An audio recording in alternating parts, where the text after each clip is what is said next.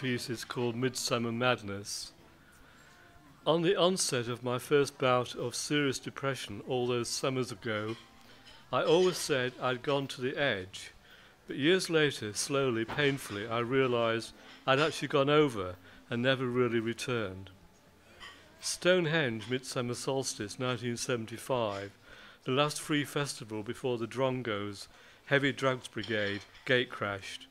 Something happened to me at the festival, as it did to many others, I learned later. Of course, it was the acid, I always said, but I know that it is not totally true.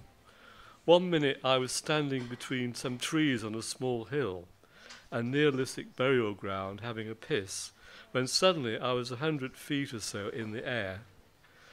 Beneath me I could see the fire which had been lit, the stage with the band called Zorch playing, and people dancing around the fire. Perhaps it was only a split second, a few minutes, I do not know, but I began to descend, briefly seeing flashing lights similar to photographic flashlights. Strange stuff happened.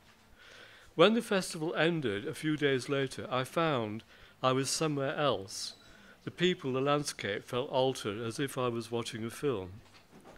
I know that I saw images when I was in the air. It took me nearly 10 years for them to emerge, and a further 3 years to find a way to paint them.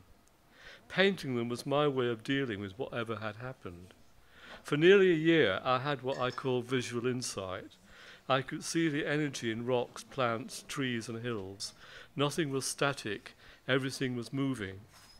I could also see people on different levels, which could be very disturbing. I could not travel on the tube for over a year. My doctor gave me Largactil, which made things worse. I thought I was being split apart, so I threw the pills down the loo. Slowly, things settled down. I discovered Buddhism, almost by chance, a paperback with no cover, thrown away in a bin in Portobello Road. I opened it, read the first page, and it blew my head off. I sat in a greasy cafe and read the whole book.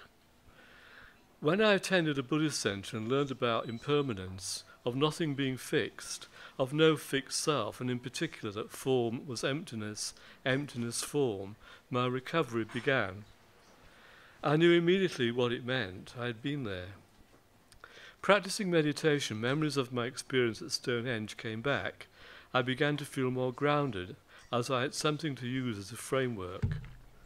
Then, of course, everyday reality took over.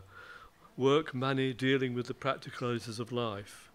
For years I had felt threatened, insecure because of my experience, but now I could rejoice in it. In January 2007, I had heart failure and was rescued from the brink at the Royal Free Hospital. When I recovered, a friend looked after me in Hackney.